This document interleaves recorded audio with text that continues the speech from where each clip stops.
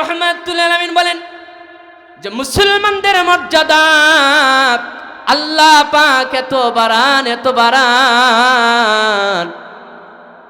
সেটার একমাত্র মাধ্যম হইল কোরআন। কোরআন এমন একটা বস্তু, এমন একটা সম্পদ, এমন একটা দৌলত, এই কোরআন যার মধ্যে আছে, আল্লাহর নবী বলেন এই কোরআনের আলেম এর মর্যাদা এত বেশি। আল্লাহর নবী, মায়ার নবী রাহমাতুল লিল আলামিন বলেন আল উলামাউ ফিল আরদি কান নুজুমি ফিস সামা। জমিনের মধ্যে উলামায়ে কেরামের দৃষ্টান্ত যেমন আকাশের মধ্যে তারকা, আকাশের তারকা যেমন জমিনবাসীরা অন্ধকার রাত্রে, অমাবস্যার রাত্রে স্পষ্ট ভাবে দেখতে পায় তারকাগুলা জগ জগ জগ জগ জলমল করতেছে, জমিনবাসীরা যেরকম আকাশ থেকে তারকা দেখতে পায়, ঠিক তেমনি ভাবে আকাশের মধ্যে যেই ফেরেশতারা অবস্থান করতেছে তারা জমিনের মধ্যে, এই জমিনের উলামায়ে কেরাম, কোরআনের হাফেজ, কোরআনের আলেমদেরকে ওই আসমান থেকে জমিনের আলেমদেরকে তারকার নেই তারা দেখতে পায়। সুবহানাল্লাহ বলে। তাহলে আলেমের মর্যাদা আকাশচুম্বী। এই কোরআন যেই রাত্রে নাজিল হয়েছে ওই রাত্রের দাম বেড়ে গেছে। ওই কোরআন যেই ব্যক্তির প্রতি নাজিল হয়েছে ওই ব্যক্তিটা তেমন কোনো ব্যক্তি না, আপনার আমার মতো কোনো ব্যক্তি না, কোনো নবীর সাথে তুলনা হতে পারে না। তিনি সাইয়্যিদুল মুরসালিন হয়ে গেছেন। সুবহানাল্লাহ বলেন। কোরআন নাজিল হওয়ার কারণে, কোরআন নাজিল হওয়ার বরকতে তিনি ইমামুল আম্বিয়া হয়ে গেছেন, নবীদের ইমাম, সকল নবীদের ইমাম। সুবহানাল্লাহ বলেন। এই কোরআন নবীজির উপরে নাজিল হওয়ার কারণে সমস্ত নবীদের শ্রেষ্ঠ নবী বলে তিনি ঘোষিত হয়েছেন। সুবহানাল্লাহ বলেন।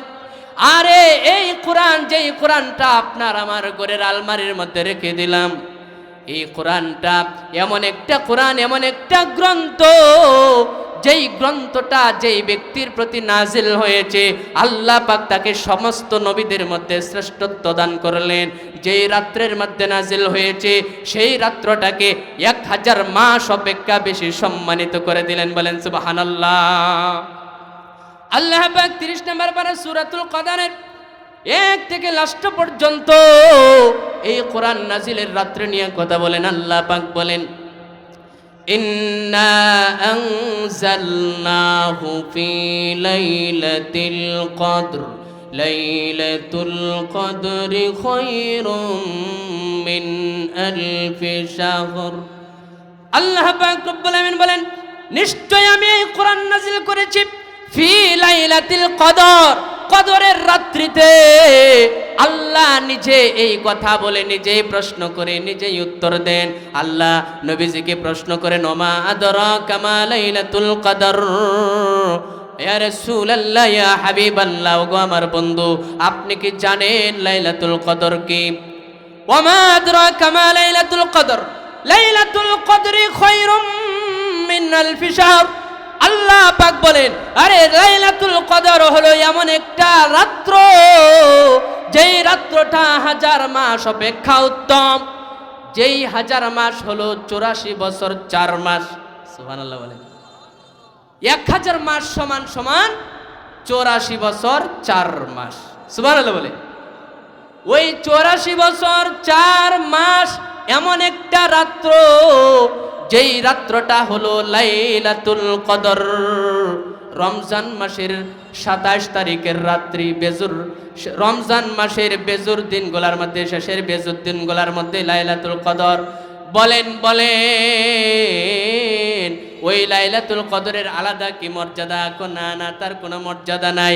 বলতে পারেন হুজুর তাহলে এক রাত্রির মধ্যে 84 বছর তো অনেক মানুষ জীবিতও থাকে না, আগে ইন্তেকাল করে, তাহলে এক রাত্রের মধ্যে আল্লাহ বান্দার আমলনামায় 84 বছরের 4 বছরের ইবাদত করার সওয়াব আল্লাহ লিখে দিবেন। এটা কেন?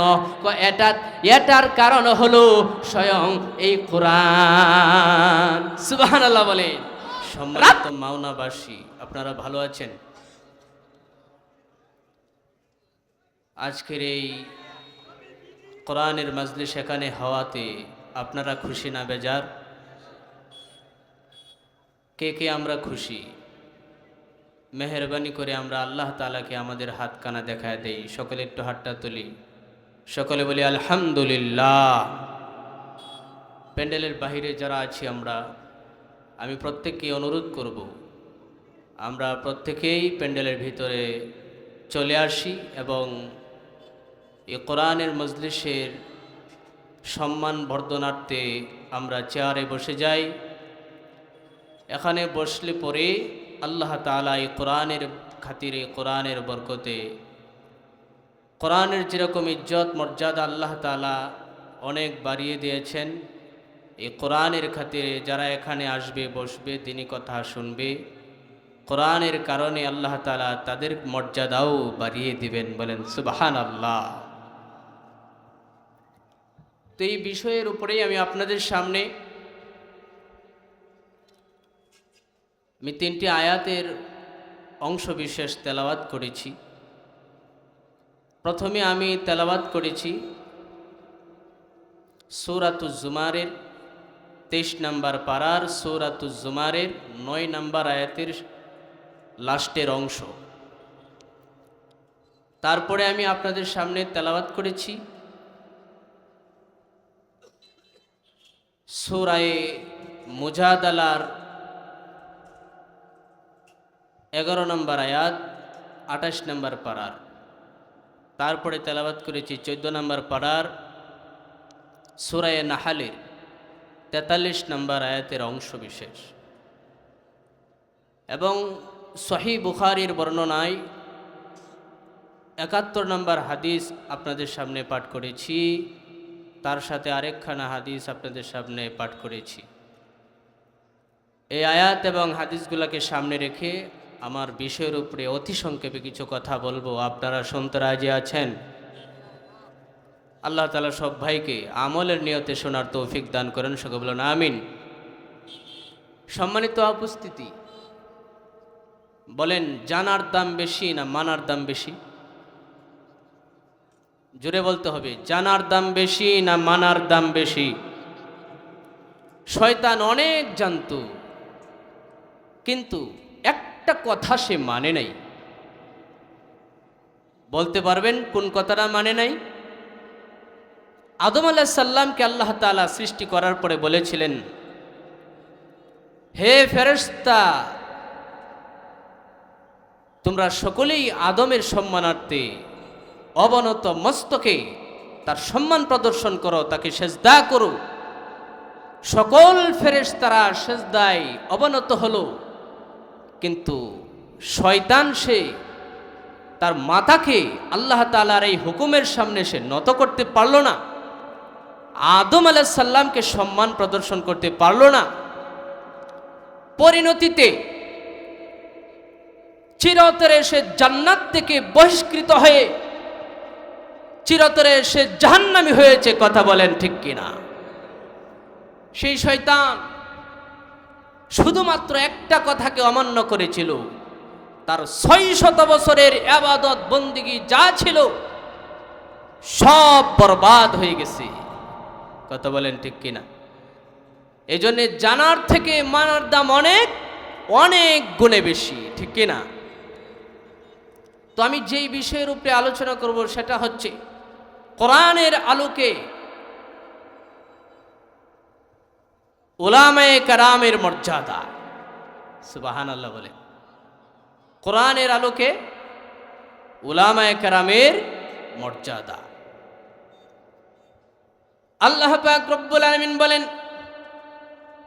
14 নম্বর পারার সূরা নাহলের 43 নম্বর আয়াতের মধ্যে আল্লাহ তাআলা গোটা পৃথিবীর মানুষকে লক্ষ্য করে বলেন, ফাসআলু আহলায যিকরি ইন কুনতুম লা তা'লামুন। আল্লাহ তাআলা বলেন, এই দুনিয়ার মানুষ,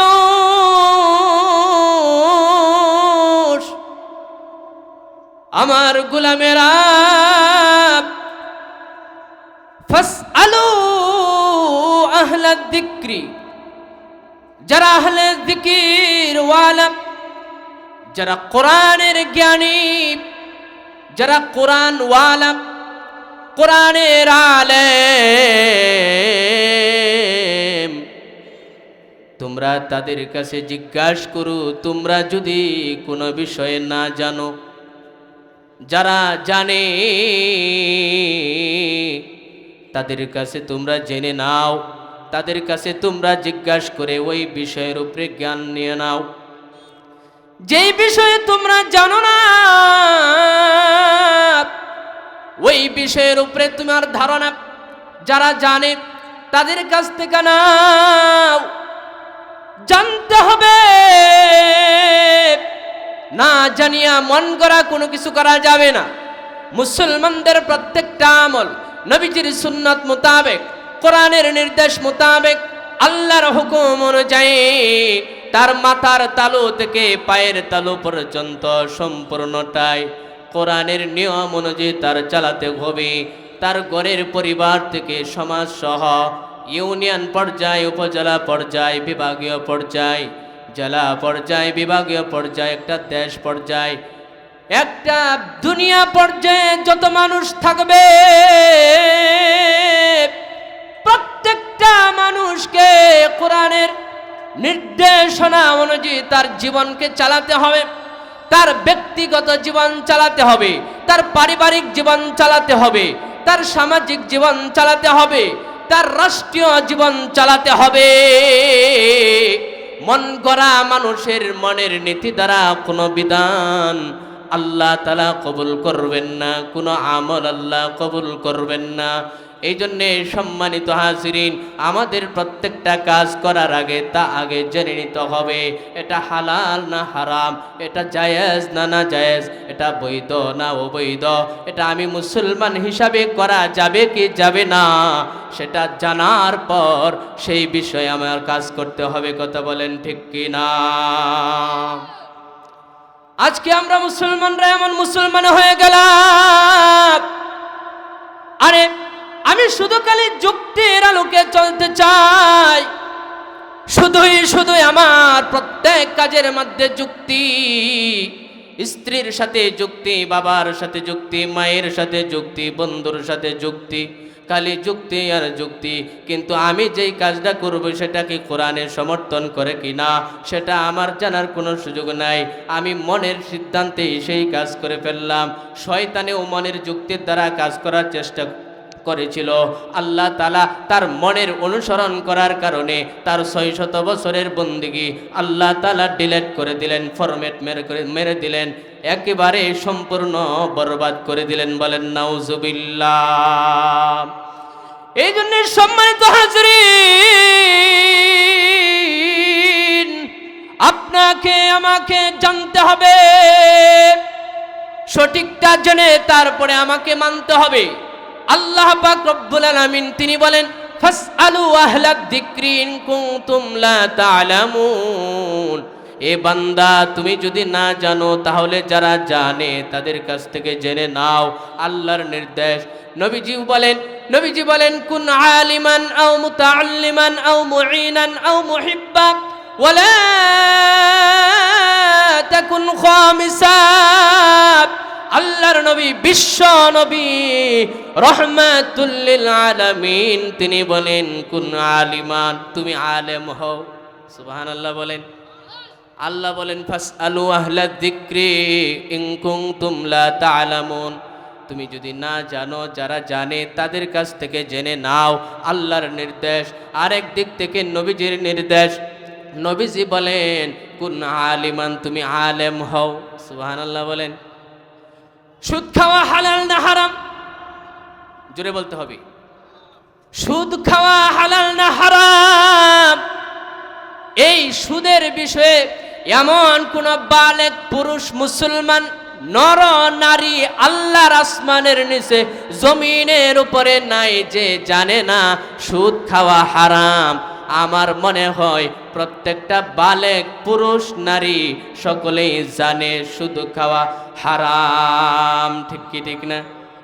জানার পরে আমার হলো কি, আমি মুসলমান সুদ থেকে বিরত থাকলাম না, আমি মুসলমান সুদ ছাড়তে পারলাম না, আমি সুদের বিষয়ে আলেম, সুদ খাওয়া হারাম এই বিষয়ে আমি আলেম, এটা আমি জানি সুদ খাওয়া যাবে না, মুসলমান সুদ খাইতে পারে না, কিন্তু জানার পরে মানলাম না। বলেন ওই শয়তান আর আমার মাঝে পার্থক্য কি?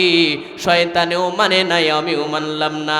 শয়তানেও জান্নাত থেকে বিতাড়িত হয়েছে, আমিও এই দুনিয়ার থেকে জান্নাত থেকে বিতাড়িত। কথা বলেন ঠিক কি না? কেমন মুসলমান তুমি, কেমন মুসলমান, কেমন মুসলমান তুমি, কেমন মুসলমান। নামাজের সাথে নাই পরিচয়, মানো না কোরআন, তুমি কেমন মুসলমান। ঠিক কিনা? নামাজের সাথে নাই পরিচয়, মানো না কোরআন, তুমি কেমন মুসলমান, কেমন মুসলমান তুমি, কেমন মুসলমান। তুমি রমজান এলে রাখো না রোজা, দিনকে করো আঘাত, পয়সা করির নেই তো অভাব, দাও না তো যাকাত। ঠিক কিনা? তুমি রমজান এলে রাখো না রোজা, দিনকে করো আঘাত, পয়সা করির নেই তো অভাব, দাও না তো যাকাত। তুমি ইমানদারির বড়াই করো, নেই তোমার ঈমান, কেমন মুসলমান, কেমন মুসলমান তুমি, কেমন মুসলমান, কেমন মুসলমান তুমি, কেমন মুসলমান। তুমি সুদের টাকায় প্রাসাদ গরম, ঘুষ চানো না, দিন দুঃখী না খেয়ে মরে, খবর রাখো না। ঠিক না? তুমি সুদের টাকায় প্রাসাদ গরম, ঘুষ চানো না, দিন দুঃখী না খেয়ে মরে, খবর রাখো না। তুমি ঘুষ খেয়েও বিচার করো, সাজিয়া প্রধান, তুমি কেমন মুসলমান, কেমন মুসলমান তুমি, কেমন মুসলমান, কেমন মুসলমান তুমি, কেমন মুসলমান।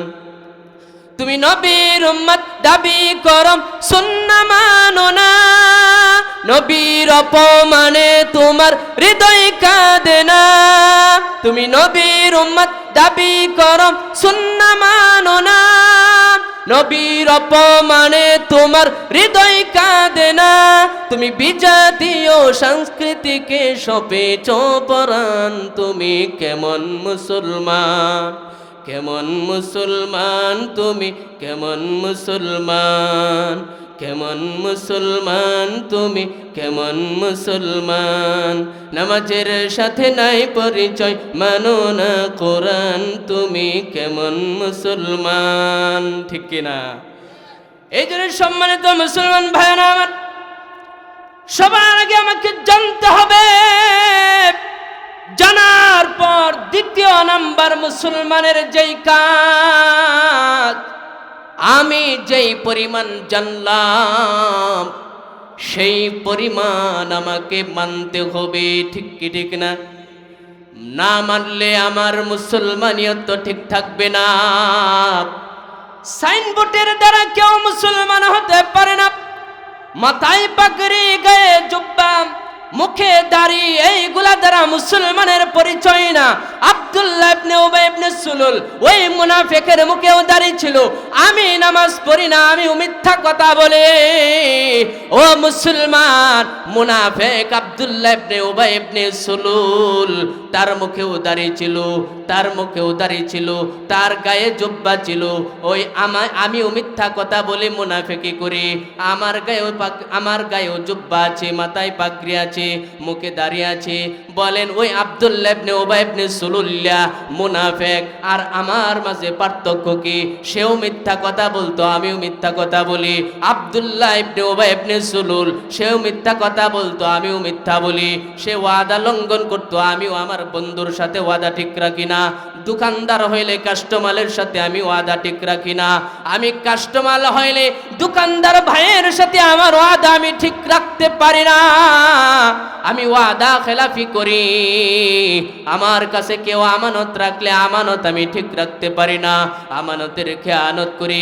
বলেন ওই আব্দুল্লাহ ইবনে উবাই ইবনে সুলুলের মাথায় পাগড়ি ছিল, গায়ে জুব্বা ছিল, মুখে দাড়ি ছিল, আমার মধ্যেও সব নিয়ম ঠিক আছে, সুন্নত ঠিক আছে, কিন্তু আচরণ বিধি ওই আব্দুল্লাহ ইবনে উবাই ইবনে সুলুল আর আমার মধ্যে যে আচরণ, কোন পার্থক্য নাই, সম্পূর্ণ মিল। ওই ইহুদি যারা নবীজির বিরুদ্ধে গুরুতর বিরুদ্ধ ছিল, ইসলামের দুশ্মন ওই ইহুদিরা, তাদের মুখেও দাড়ি ছিল, গায়ে জুব্বা ছিল, মাথায় পাগড়ি পরতো।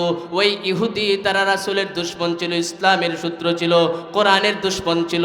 বলেন ওই ইহুদিদের স্বভাব, আর আমি একজন মুসলমান হইয়াও, আমি মুসলমান মায়ের ঘরে জন্ম নিয়া মুসলমানের কালাম কোরআন পাঠ করার পরেও আমি সাধারণ একজন আওয়ামী লীগের নেতা হইয়া, বিএনপির নেতা হইয়া, জাতীয় পার্টির নেতা হইয়া ক্ষমতার বলে আমি ক্ষমতার বলে ওই কোরআনের মজলিসগুলা সারা বাংলাদেশের জায়গায় জায়গায় আনাচে কানাচে, গ্রামে গঞ্জরে, শহরে বন্দরে দেখা যায় মুসলমান নেতারা ওই কোরআনের মজলিসগুলাকে স্তব্ধ করে দিতে চাই, বন্ধ করে দিতে চাই। কথা বলেন ঠিক কিনা?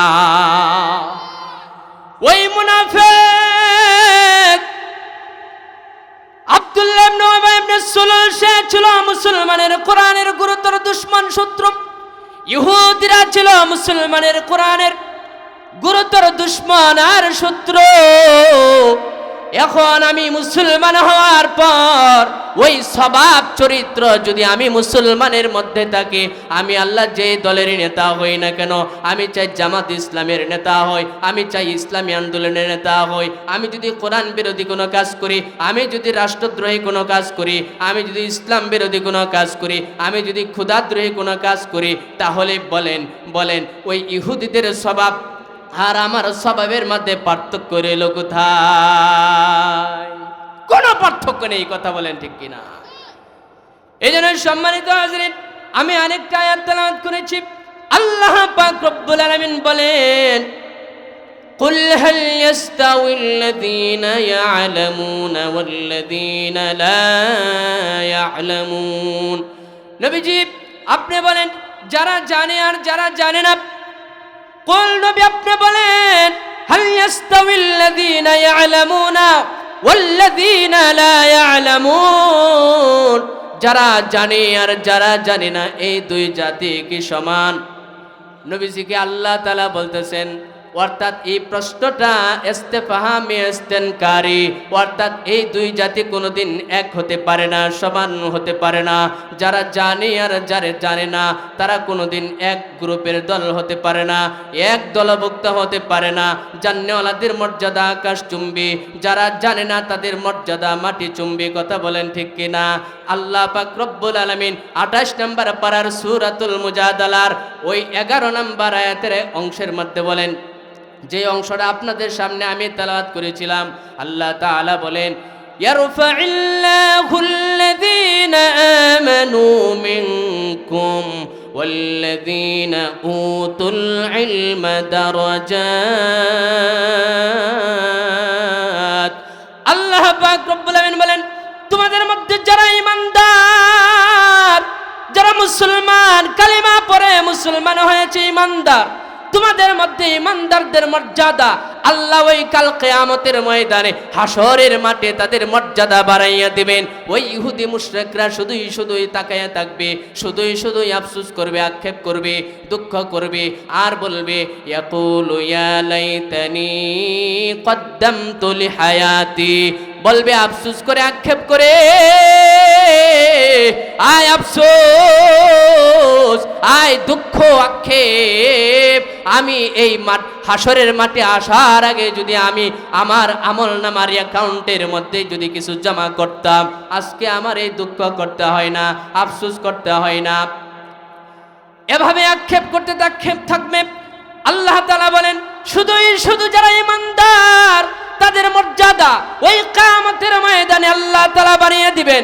2 নাম্বার, ওয়াল্লাযীনা উতুল ইলমা, আর যাদেরকে ইলম দান করা হয়েছে, কোরআনের জ্ঞান দান করা হয়েছে, হাদিসের জ্ঞান দান করা হয়েছে, তাদের মর্যাদা আল্লাহ তাআলা বাড়াইবেন, দারাজাত, অনেক অনেক অনেক গুণে বৃদ্ধি করে দিবেন তাদের মর্যাদা। বলেন সুবহানাল্লাহ। এই জন্য সম্মানিত হাজরিন, আল্লাহর নবী বিশ্ব নবী রাহমাতুল লিল আলামিন বলেন, কোন আলিমান, এ বান্দা তোমাকে যেহেতু জানতে হবে, জানার পরে তোমাকে ইসলাম মানতে হবে, তোমাকে মানতে হবে, মানার মধ্যে তোমার অন্তরের মধ্যে তোমার নিজের মধ্যে ঢোকাতে হবে।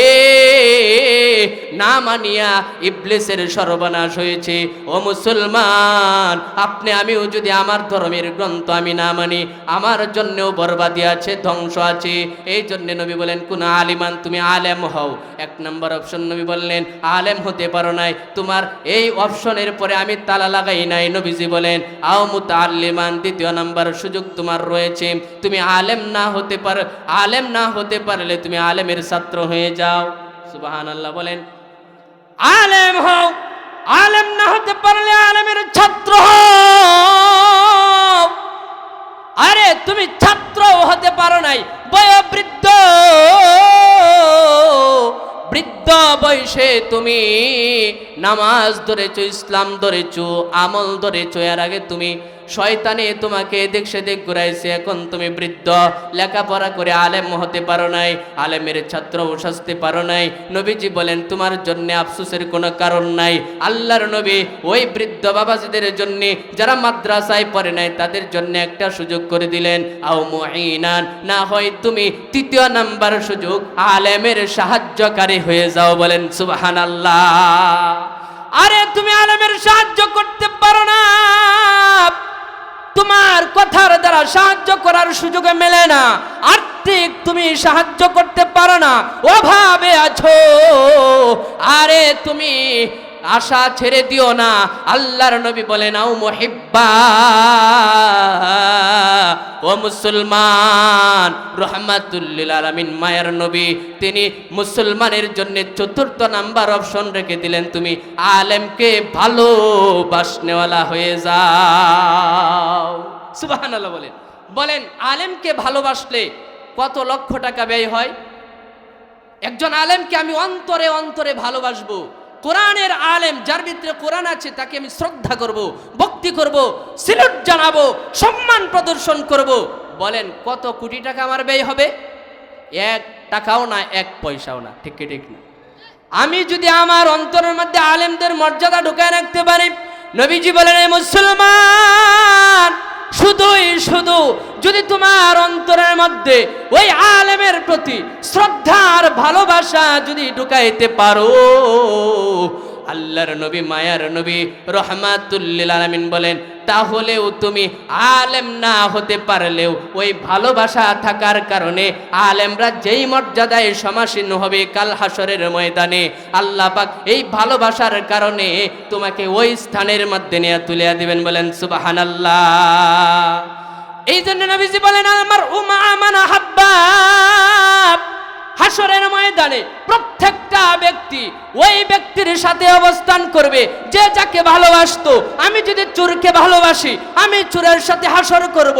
আমি যদি আলেমকে ভালোবাসি, আমি আলেমের সাথে হাসরের মাঠে অবস্থান করব। আমি যদি পীরকে ভালোবাসি, আমি পীরের সাথে হাসরের মাঠে অবস্থান করব। আমি যদি ডাকাতকে ভালোবাসি, আমি ডাকাতের সাথে হাসরের মাঠে অবস্থান করব। আমি যদি আলেমকে ভালোবাসি, আলেমের সাথে হাসরের মাঠে অবস্থান করব। আমি যদি কোরআনকে ভালোবাসি, আমি কোরআনের সাথে কোরআন হাতে নিয়ে হাসরের মাঠে অবস্থান করব। বলেন সুবহানাল্লাহ।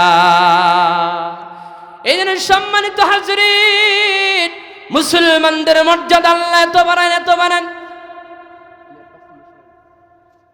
আল্লাহর নবী মায়ার নবী রাহমাতুল লিল আলামিন বলেন যে মুসলমানদের মর্যাদা আল্লাহ পাক এত বাড়ান, সেটার একমাত্র মাধ্যম হইল কোরআন। কোরআন এমন একটা বস্তু, এমন একটা সম্পদ, এমন একটা দৌলত, এই কোরআন যার মধ্যে আছে, আল্লাহর নবী বলেন এই কোরআনের আলেম, এর মর্যাদা এত বেশি। আল্লাহর নবী মায়ার নবী রাহমাতুল লিল আলামিন বলেন, আল উলামাউ ফিল আরদি কান নুজুমি ফিস সামা। জমিনের মধ্যে উলামায়ে কেরামের দৃষ্টান্ত যেমন আকাশের মধ্যে তারকা। আকাশের তারকা যেমন জমিনবাসীরা অন্ধকার রাত্রে অমাবস্যার রাত্রে স্পষ্ট ভাবে দেখতে পায়, তারকাগুলা জগ জগ জগ জগ জলমল করতেছে, জমিনবাসীরা যেরকম আকাশ থেকে তারকা দেখতে পায়, ঠিক তেমনি ভাবে আকাশের মধ্যে যেই ফেরেশতারা অবস্থান করতেছে তারা জমিনের মধ্যে এই জমিনের উলামায়ে কেরাম কোরআনের হাফেজ কোরআনের আলেমদেরকে ওই আসমান থেকে জমিনের আলেমদেরকে তারকার নেই তারা দেখতে পায়। সুবহানাল্লাহ বলে। তাহলে আলেমের মর্যাদা আকাশচুম্বী। এই কোরআন যেই রাত্রে নাজিল হয়েছে ওই রাত্রের দাম বেড়ে গেছে। ওই কোরআন যেই ব্যক্তির প্রতি নাজিল হয়েছে ওই ব্যক্তিটা তেমন কোনো ব্যক্তি না, আপনার আমার মতো কোনো ব্যক্তি না, কোনো নবীর সাথে তুলনা হতে পারে না। তিনি সাইয়্যিদুল মুরসালিন হয়ে গেছেন। সুবহানাল্লাহ বলেন। কোরআন নাজিল হওয়ার কারণে, কোরআন নাজিল হওয়ার বরকতে তিনি ইমামুল আম্বিয়া হয়ে গেছেন, নবীদের ইমাম, সকল নবীদের ইমাম। সুবহানাল্লাহ বলেন। এই কোরআন নবীজির উপরে নাজিল হওয়ার কারণে সমস্ত নবীদের শ্রেষ্ঠ নবী বলে তিনি ঘোষিত হয়েছেন। সুবহানাল্লাহ বলেন। আরে এই কোরআন, যেই কোরআনটা আপনার আমার ঘরের আলমারির মধ্যে রেখে দিলাম, এই কোরআনটা এমন একটা কোরআন, এমন একটা গ্রন্থ, যেই গ্রন্থটা যেই ব্যক্তির প্রতি নাজিল হয়েছে আল্লাহ পাক তাকে সমস্ত নবীদের মধ্যে শ্রেষ্ঠত্ব দান করলেন।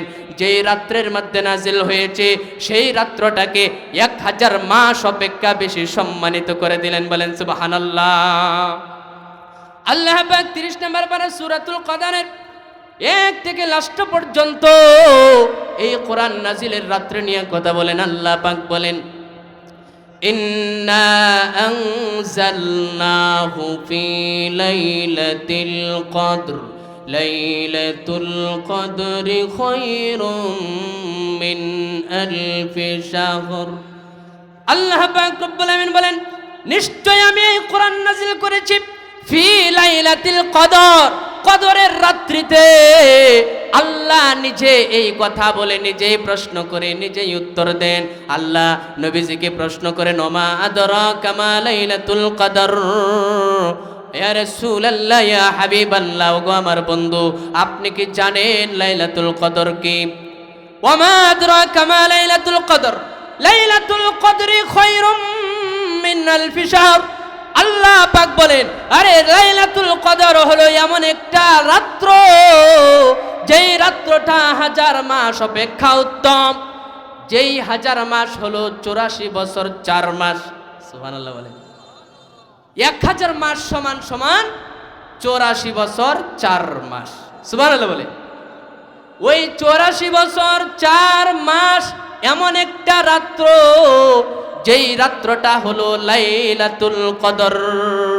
রমজান মাসের 27 তারিখের রাত্রি, বেজুর রমজান মাসের বেজুর দিনগুলোর মধ্যে, শেষের বেজুর দিনগুলোর মধ্যে লাইলাতুল কদর।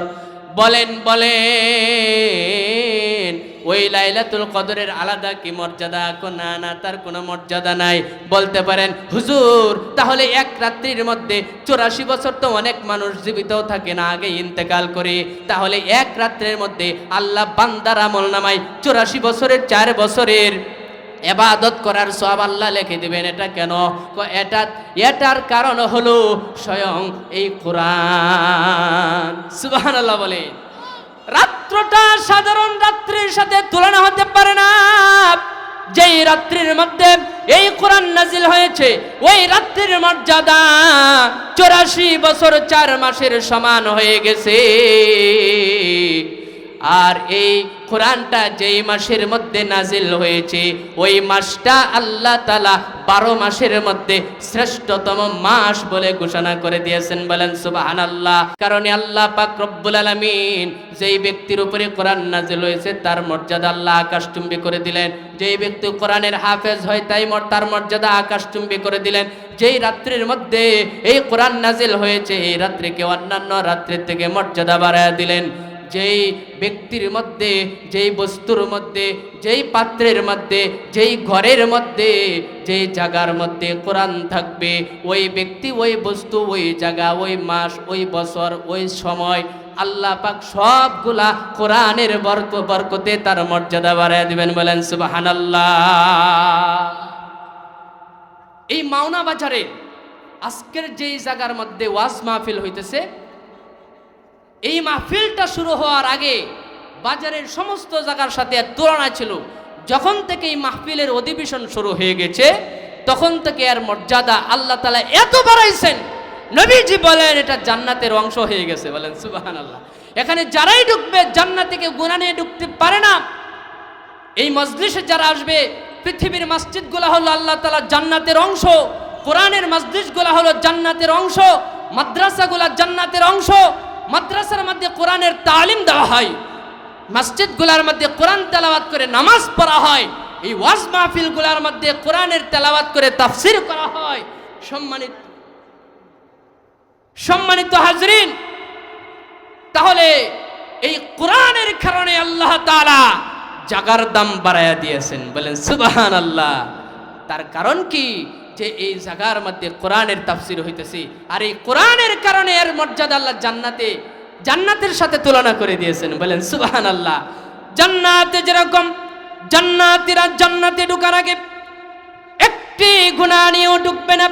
যদি কোনো মুসলমানের আমলনামায় গুনাহ থাকে, ও মুসলমান শুনে রাখো, জেনে রাখো, আল্লাহ পাক ওই বান্দার গুনাহটাকে জাহান্নামের আগুনের মধ্যে পুরাইয়া আল্লাহ পাক তাকে একেবারে মায়ের পেট থেকে ভূমিষ্ঠ হওয়ার পরে যেরকম নিষ্পাপ বেগুনাহ মাসুম হয়ে জন্ম লাভ করে, এরকম পুত পবিত্র বানাইয়া জাহান্নামের আগুনে পুরাইয়া, আগুন দ্বারা তার গুনাহগুলাকে পুরাইয়া তারপরে আল্লাহ পাক ওই বান্দাটাকে তার জান্নাতে ঢুকাইবেন।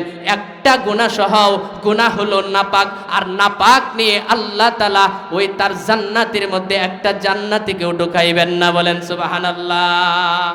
ওই জান্নাতের অংশ এই কোরআনের মজলিসগুলা পৃথিবীর জমিনে সারা বিশ্বের মধ্যে যেই জায়গার মধ্যে কোরআনের মজলিস করা হয়, ওই জায়গাগুলা জান্নাতের অংশ। এই অংশের মধ্যেও যে বা যারা ঢুকবে, আল্লাহ পাক ঢুকার সাথে সাথে নিয়তটা খালেস থাকলে, খাঁটি থাকলে, আল্লাহ পাক তার গুনাহগুলাকে সম্পূর্ণ মোচন করে, সম্পূর্ণ মাফ করে দিয়া তারপরে এই চেয়ারগুলাতে বসায়া দেন, বলেন সুবহানাল্লাহ। এই জন্য সম্মানিত হাজরিন, এরকম মজলিসগুলাতে আসিয়া বসা, এই যে যারা বাইরে দাঁড়ায় রয়েছে, আমরা ওয়াজ শুনে আমল করব ঠিক, কিন্তু আমার জীবনে যে গুনাহগুলা আছে ভাই, বলেন এই গুনাহগুলা মাফ নেওয়ার মতো কত প্রসেস, কত সিস্টেম নবীজি বাতলে দিয়েছেন, আমরা সেইগুলা পালন করি না, মানি না। যদি আমরা পালন করতাম, মানতাম, নবীজি বলছেন আত্তাইবু মিনাজ যামবি কামাল্লা যামবালা, যে গুনাহ থেকে তওবাকারী এমন যেমন তার কোনো গুনাহই নাই, বলেন সুবহানাল্লাহ। যাকে আল্লাহ ক্ষমা করবেন এমন ভাবে ক্ষমা করবেন, আল্লাহ তাআলা বান্দাকে ক্ষমা করে এত পরিষ্কার করে দিবেন, কামাল্লা যামবালা, যেমন নাকি তার কোনো গুনাহই নাই। আপনি যদি 100 গুনাহ করেন, আল্লাহ পাক রব্বুল আলামিন আপনার আমলনামার মধ্যে 100 গুনার জায়গায় বান্দার তওবা করার কারণে আল্লাহ পাক 100 নেকি দ্বারা ওই আমলনামার খালি জায়গাটাকে পূরণ করে দেন, বলেন সুবহানাল্লাহ। এই জন্য সম্মানিত হাজরিন, এই কোরআনের মাদ্রাসাগুলোকে আমাদের ভালোবাসতে হবে। যেখানে এরকম মারকাজুত তাকওয়া হিফজুল কোরআন মহিলা মাদ্রাসা রয়েছে, যেই জায়গার মধ্যে কোরআনের মজলিসগুলো রয়েছে, কোরআনের মাদ্রাসা আছে, ওই মাওনা মাদ্রাসা, কাঁচাবাজারের মাদ্রাসা, সারা বিশ্বের যত মাদ্রাসা রয়েছে, প্রত্যেকটা মাদ্রাসাকে আমাদের মহব্বত করতে হবে, সহযোগিতা করতে হবে, কোরআনকে সহযোগিতা করতে হবে, কোরআনের প্রতি ভালোবাসা রাখতে হবে, আলেমকে সহযোগিতা করতে হবে, আলেমের প্রতি সহযোগিতা করতে হবে, আলেমকে ভালোবাসতে হবে, শ্রদ্ধা করতে হবে। আলেমকে শ্রদ্ধা করা মানে কোরআনকে শ্রদ্ধা করা, আরে কোরআনকে শ্রদ্ধা করা মানে নবীকে শ্রদ্ধা করা, আর নবীকে শ্রদ্ধা করা মানে স্বয়ং আল্লাহকে শ্রদ্ধা করা, বলেন সুবহানাল্লাহ। আর মাদ্রাসাকে অপমান করা বা মাদ্রাসাকে অবহেলা করা মানে কোরআনকে অবহেলা করা, কোরআনকে অবহেলা করা মানে নবীজিকে অবহেলা করা। নবীজিকে অবহেলা করা মানে স্বয়ং জাত আল্লাহ পাকের অবহেলা করা, বলেন নাউজুবিল্লাহ। এই জন্য কোনোভাবেই কোনো মুসলমানের দিলের মধ্যে কোরআনের বিদ্বেষ রাখা যাবে না, উলামায়ে কেরামের বিদ্বেষ রাখা যাবে না। এই জন্য আমি যেই হাদিসটা তেলাওয়াত করেছি, নবীজি বলেছেন ওয়ালা তাকুম খামিসা, এই উম্মত পঞ্চম নাম্বারের তুমি কেউ হইও না, পঞ্চম নাম্বারের কেউ হইও না। যদি পঞ্চম নাম্বারের হও, অর্থাৎ কোরআন বিদ্বেষী হও, আলেম বিদ্বেষী হও, হাফেজ বিদ্বেষী হও, ইসলাম বিদ্বেষী হও, খুদাদ্রোহী হও, তাহলে ফাতুহুলিক তুমি ধ্বংস হয়ে যাবে, তুমি হালাক হয়ে যাবে, তুমি নাস্তা নাবুদ হয়ে যাবে। কথা বলেন ঠিক কিনা? এই জন্য সম্মানিত হাজিরিন, আমার ব্যক্তিগত জীবন থেকে রাষ্ট্রীয় জীবন পর্যন্ত শুধুই একমাত্র সমাধান দিতে পারে আল কোরআন। এই জন্যে কবি তার ভাষায় বলে, সমাধান চাও যদি জীবনে মরণে, ফিরে যাও খুঁজে নাও চোখ রাখো কোরআনে। সমাধান চাও যদি জীবনে মরণে, ফিরে যাও খুঁজে নাও চোখ রাখো কোরআনে। তবেই পাবে সুখ শান্তির ঠিকানা, তবেই পাবে সুখ শান্তির ঠিকানা, যদি মেনে নাও তুমি মনে প্রাণে। সমাধান চাও যদি জীবনে মরণে, ফিরে যাও খুঁজে নাও চোখ রাখো কোরআনে। সমাধান চাও যদি জীবনে মরণে, ফিরে যাও খুঁজে নাও চোখ রাখো কোরআনে। তবেই পাবে সুখ শান্তির ঠিকানা, তবেই পাবে সুখ শান্তির ঠিকানা, যদি মেনে নাও তুমি মনে প্রাণে। সমাধান, ও সমাধান, এ যে চির অম্লান, এ যে চির মুক্তির গান, একে যে মহাবাণী খুদারি কালামে পাক। এ যে চির অম্লান, এ যে চির মুক্তির গান, একে যে মহাবাণী খুদারি কালামে পাক। এই দুনিয়া আর সেই দুনিয়া, এই দুনিয়া আর সেই দুনিয়া, মুক্তি পাবে তুমি দু জাহানে। সমাধান চাও যদি জীবনে মরণে, ফিরে যাও খুঁজে নাও চোখ রাখো কোরআনে। তবেই পাবে সুখ শান্তির ঠিকানা, তবেই পাবে সুখ শান্তির ঠিকানা, যদি মেনে নাও তুমি মনে প্রাণে। সমাধান, ও সমাধান। সম্মানিত হাজরিন, আমি যেই কথা বলতেছিলাম, এই কোরআন যদি আমি মানি, আমার ঘরের সমাধান, আমার বাড়ির সমাধান, আমার ব্যক্তিগত সমাধান, আমার সমাজের সমাধান, আমার রাষ্ট্রের সমাধান, সব জায়গায় সমাধান বই আনবে এই কোরআন। এই কোরআন যারা ঘরে রাখবে, সাথে রাখবে, সমাজে রাখবে, দেশে রাখবে, সংসদে রাখবে, সর্ব জায়গায় সুন্দর সমাধান এই কোরআন দিয়ে দিবে। 54 বছর পর্যন্ত মানুষ নিজেদের সংবিধান দ্বারা দেশ চালাচ্ছে, কোন রাষ্ট্রপ্রধান সে বলতে পারবে না এই বাংলাদেশ থেকে সুদ মুক্ত দেশ গড়েছে। বলতে পারবে? কোন রাষ্ট্রীয় ভাবে এই ঘোষণা দিতে পারবে না যে তাদের নিজেদের সংবিধান দ্বারা বাংলাদেশ থেকে ঘুষ বন্ধ করেছে সম্পূর্ণভাবে। এটা কেউ বলতে পারবে না। কেউ বলতে পারবে না যে এই দেশ থেকে ছিনতাই, রাহাজারি, জিনা কারবার, সুদ, ঘুষ এইগুলা 100 থেকে 100% সে রাষ্ট্রীয় ক্ষমতায় এই দেশ থেকে সবগুলাকে বন্ধ করেছে। না, পারবে না। কারণ একমাত্র এইগুলার সমাধান কোরআনেই দিতে পারে। কথা বলেন ঠিক কিনা? এজন্য সম্মানিত হাজরিন, সর্বক্ষেত্রে আমাকে কোরআন মানতে হবে। এই কোরআন মেনে যারা জীবনকে চালাবে, এই কোরআনকে যারা আগলে রাখবে, এই কোরআনকে যারা সমুন্নত রাখবে, আল্লাহ পাক এই কোরআনের কারণে তার ঘর সুন্দর করে দিবে, তার ব্যক্তিগত জীবন সুন্দর করে দিবে, তার পরিবার সুন্দর করে দিবে, সুন্দর সমাজ করে দিবেন, সুন্দর দেশ করে দিবেন। বলেন সুবহানাল্লাহ। এই জন্য সম্মানিত হাজরিন, আমার কথা এখানেই শেষ করব। আল্লাহ পাক রব্বুল আলামিন তিনি আরেক আয়াতের মধ্যে তিনি বলেন, ওয়া নুনাজ্জিলু মিনাল কুরআনি মা হুয়া শিফা। যে আমি কোরআন থেকে এমন একটা সূরা নাজিল করলাম বা এমন কিছু আয়াত নাজিল করলাম যেটা হলো শিফা। সুবহানাল্লাহ বলেন। আমার ব্যক্তিগত জীবনের শিফা, শারীরিক রোগের শিফা, মানসিক রোগের জন্য শিফা, ঘরের স্বামী আর স্ত্রীর অমিলের জন্য শিফা, বন্ধুর সাথে অমিলের শিফা, আরে সমাজের মধ্যে কলহ দূর করার জন্য শিফা।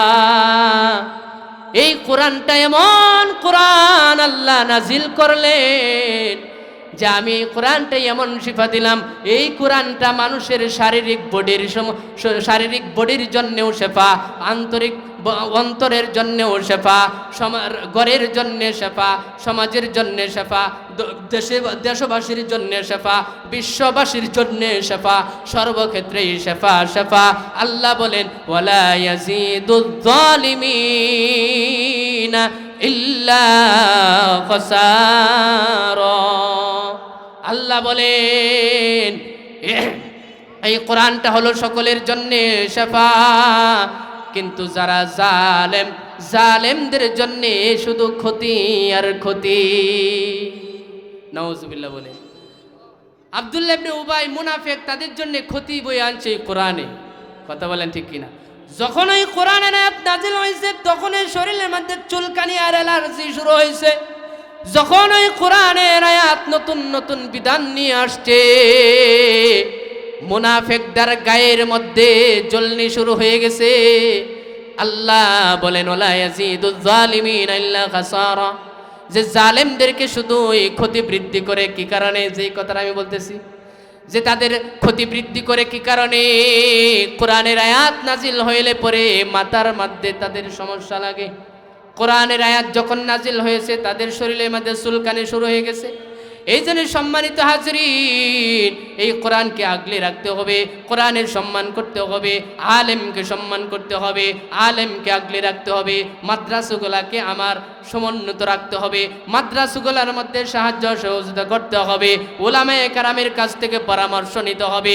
তারপরে আমার ব্যক্তিগত জীবন, তারপরে আমার পারিবারিক জীবন, তারপর আমার রাষ্ট্রীয় জীবন, সামাজিক জীবন, আমার সর্বক্ষেত্রে আমি এই কোরআন দ্বারা চালানোর চেষ্টা করব। চাই সংসদে আইন থাকুক বা না থাকুক, আমি চেষ্টা করব নিজে ব্যক্তিগত জীবনটাকে মাথার তালু থেকে পায়ের তালা পর্যন্ত আমার জীবনটাকে কোরআন দ্বারা সাজাই। পারবো কি পারবো না? ইনশাল্লাহ চেষ্টা করব কি করবো না? ইনশাল্লাহ। আল্লাহ তাআলা আমি যেই কথাগুলা বললাম আমাদের সব ভাইকে আমল করার তৌফিক দান করুন। সকলে বলুন আমিন।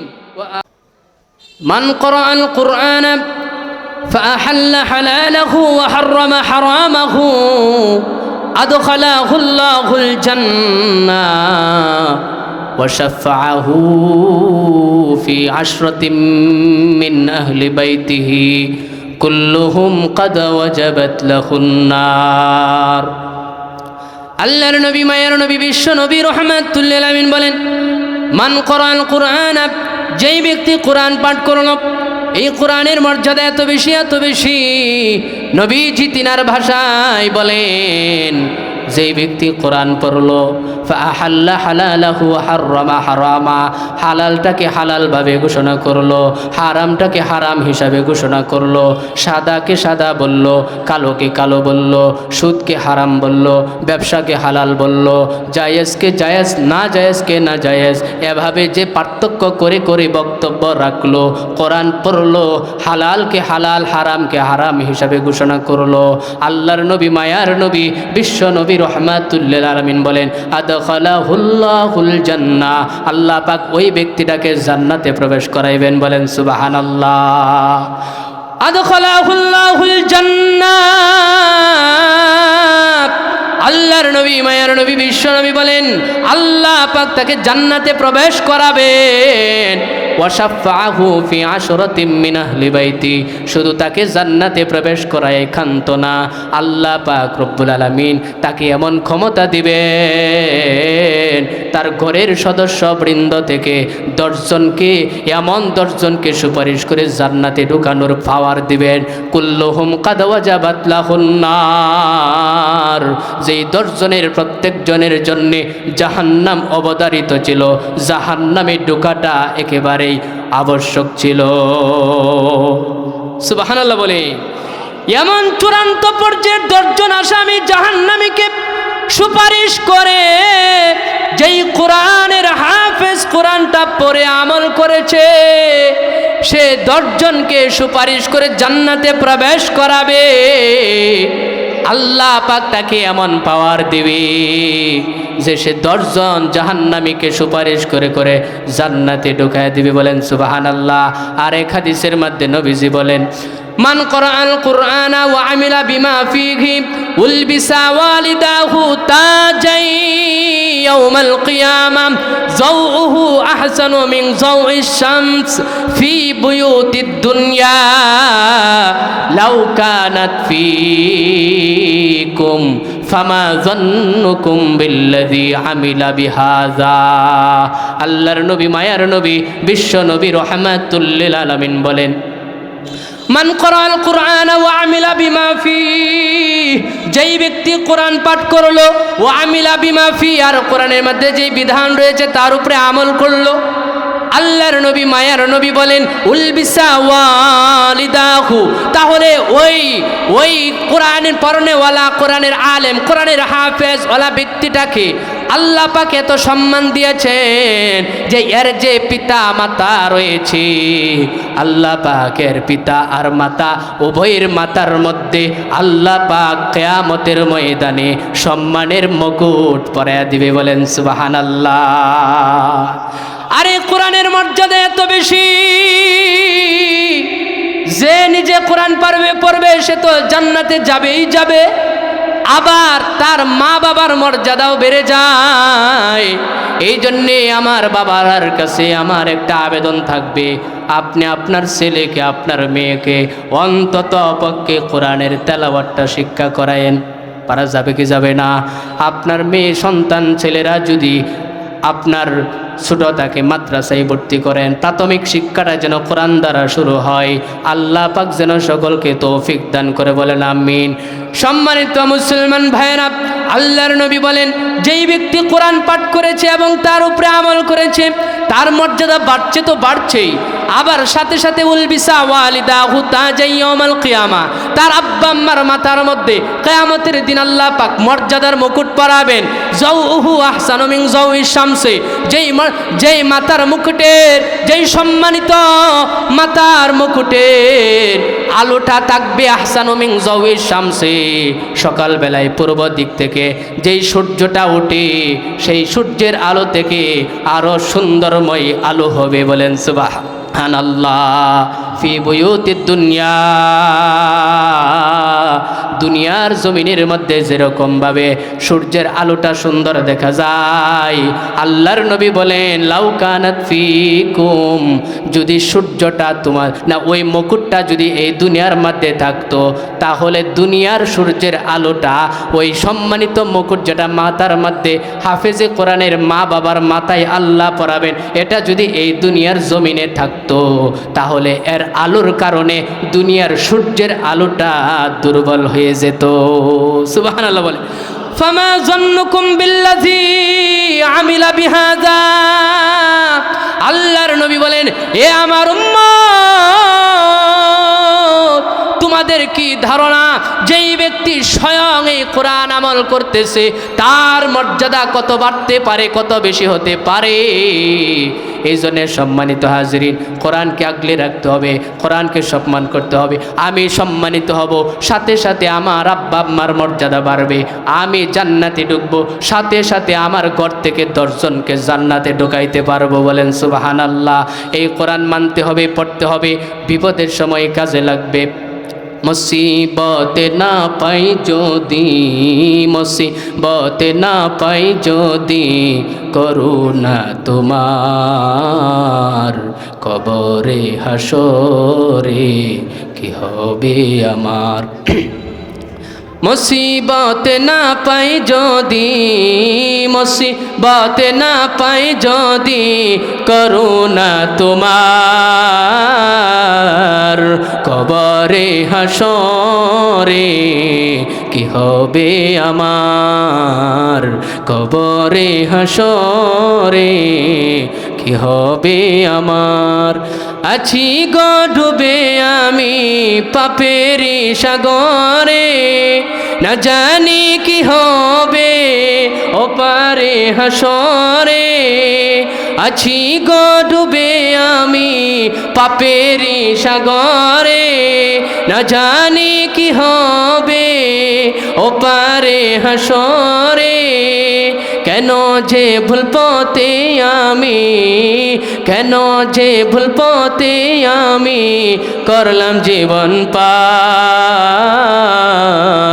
কবরে হাসরে কি হবে আমার, কবরে হাসরে কি হবে আমার।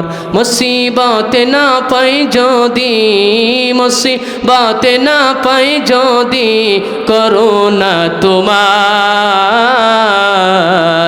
কবরে হাসরে কি হবে আমার, কবরে হাসরে কি হবে আমার।